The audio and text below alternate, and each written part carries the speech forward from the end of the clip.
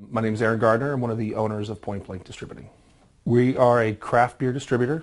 We started about 10 years ago, focusing on a lot of the smaller brands that were in the market that weren't getting representation from a lot of the large distributors that were focusing on major industrial brands and the larger craft beers. We work with several importers. We have products from South America, Canada, Poland, Czech Republic, Germany, Italy, Belgium, Lithuania, Japan, all the major beer producing countries. We started taking on ciders about 5 years ago and had some come and some leave.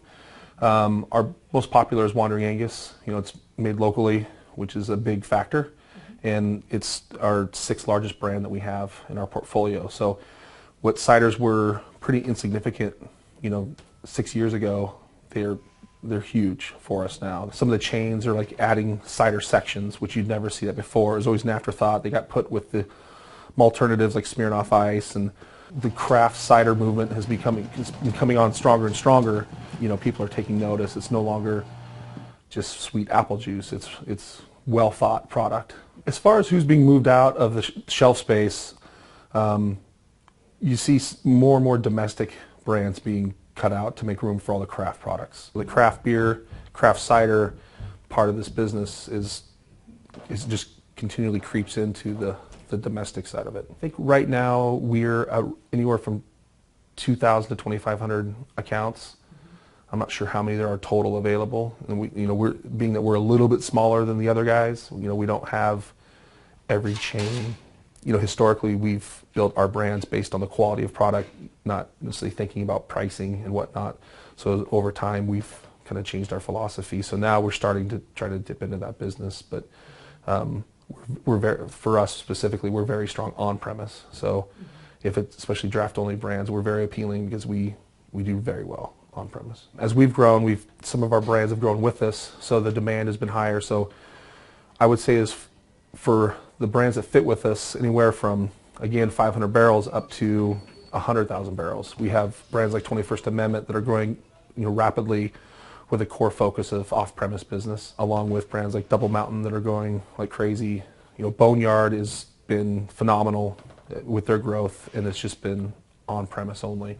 We've been able to adjust our business, which used to be just focused on the little guys, to focusing on the little guys and being able to grow the business for the breweries that are trying to become the next Sierra Nevada or the next New Belgium as far as barrels. If they're producing here locally, we always encourage brands to start distributing yourself. It gives them kind of an idea of what it's like. Also creates great relationships with the customer base. If they need the capital as well, like grow it yourself a little bit and then come talk to us once you've got where it gets overwhelming. Some breweries, cider makers, don't want to mess with distribution. They already realize how difficult it can be and how competitive it can be. They want to sign up right away and work with a distributor. There's a couple things we look at before signing on a product. A is the quality of the liquid. We tell people no all the time. How it fits in our portfolio, which is a little bit more difficult to do as you grow as a distributor. Then you look at pricing and what they're looking for. Some breweries that want to come into a market with mass distribution and neons everywhere, and they want to be at 10,000 barrels right out of the gate. We tend to stay away from something like that, because if they come in very demanding, it just means headaches later down the road. We typically run about 25 to 30% margin depending on the product, the volume of the product it's going to be. If it's going to be higher moving product, we can work with a lower margin because the volume's there. With certain brands, we will offer co-op marketing dollars. It's based on every case sold, every keg sold, whether it's 50 cents, $1, it's whatever we agree to, and we use that money for certain marketing purposes, whether it be signage, entry fees into Brewfest, because those aren't free. I mean, you have to pay to be a part of those. It's just something we know. We sold 10,000 cases. We have $5,000 to play with, something of that nature.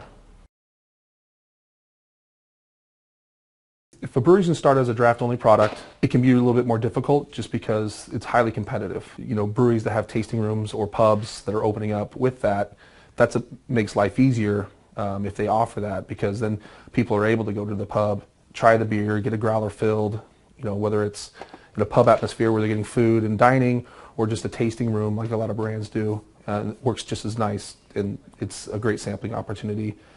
Having a little bit of funds for marketing I think is important, whether it's wearables, making sure that there's drivers rolling around with a t-shirt with your name on it always helps. The tap handles, how they look, how they appear, that's incredibly important. I think sometimes brewers lose a little bit of the focus on it.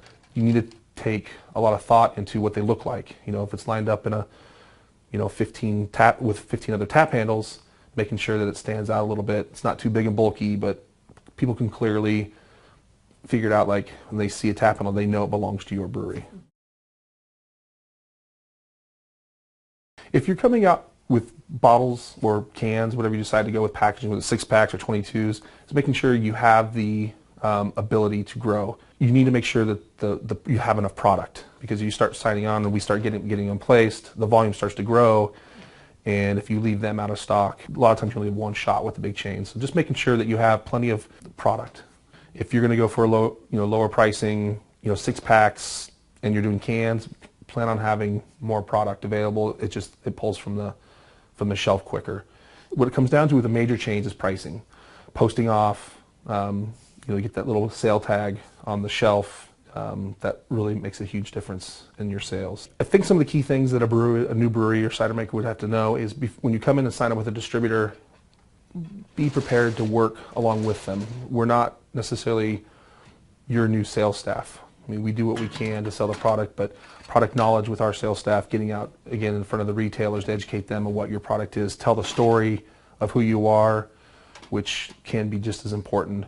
Consistency is everything. We have had breweries that come to us and they give us a line of products in package and draft. A month later, it tastes a little different. They're like, oh yeah, I'm still trying to tweaking the recipe.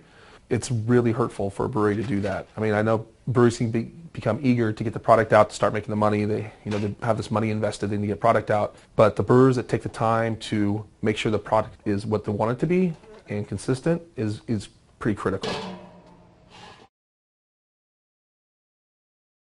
As far as contracts go with distributors, they're open. As far as how we conduct our business, we're open to suggestion. We use basic territorial agreements that specify the territories, whether it's the whole state of Oregon, where we're the master distributor, or we can split up by county. We can split up by county. A territorial agreement can be by city streets. What we look for is what we use is a basic territorial agreement. And if they have any other needs, whether it's cold storage, when they get the reporting as far as depletions, net terms is important to set up. Usually you're net 30. Some breweries, especially startups, ask for a little bit at the beginning better terms because they need the influx of cash. But mostly it's just to designate the territory. And then if we built in any marketing funds or anything else, it's built into that agreement. When it comes to pricing with products, it's usually discussed mutually. Once we kind of figure the target price, we'll a lot of times just work backwards with margins. We look at, freight costs are built in with that. If it's an out-of-state brand, the tax on it that we have to pay. Typically we'll start with where they want to be and work backwards. Some brands are very specific where this is the money they have to make their margin that's in their business plan, and then we just look, take it forward the other way to come up with a final price and okay, this is what we're going to go to the trade with. And if they're happy with it, then everybody's happy and great. If they're not, then we have to renegotiate what they're charging us. If we ever decide that we don't want to work with a brand anymore, we usually just let them go. Or we would try to sell them to another distributor. We don't necessarily fire brands. Once a year, twice a year, we look at the volume of certain brands. And if brands aren't performing, we'll either just ask them, we're no longer care to carry your brand. Usually if they're on that low the totem pole, we don't care what they do. We don't care about getting paid for them. They just want them to go away, take all your stuff and go. And if there's a brand that's that low on our, that low in our sales, then there's something wrong. Whether the market doesn't care for the product, they have some marketing issues, they're not promoting it well enough. Typically, it's usually out-of-state brands that usually have that happen to them. Don't set expectations too high. A lot of times when brewers they want to open a brewery, they see the success of Boneyard or Ninkasi, some of these other brands that have taken off like crazy, and they want to be just like them. They want to be just like the guys from Laurelwood, or They see what the other brewers are doing. It's very, very hard to do what some of them have done, and it takes a lot of time and effort and a lot of luck. You really need to be cautious of looking at what the other guys are doing and compare yourself and want to be just like them, because you're setting yourself up for disappointment.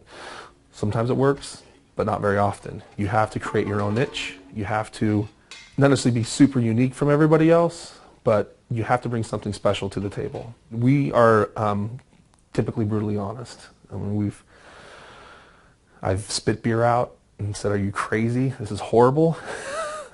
And we've talked to people where I'm like, "This isn't going to work in this market. These are the brands that are doing well. You need to be, a little bit more aggressive with your hops, or it's not very balanced, or there's diacetyl, you have some infection issues in your beers." Just because you're a great home brewer does not translate into a commercial brewer. They're different systems, much larger scale. It changes a lot of things. My buddy's a great home brewer. He's going to start this brewery. It doesn't work that way. My business partner always uses the scenario, my wife makes great lasagna. Doesn't mean she'll open an Italian restaurant.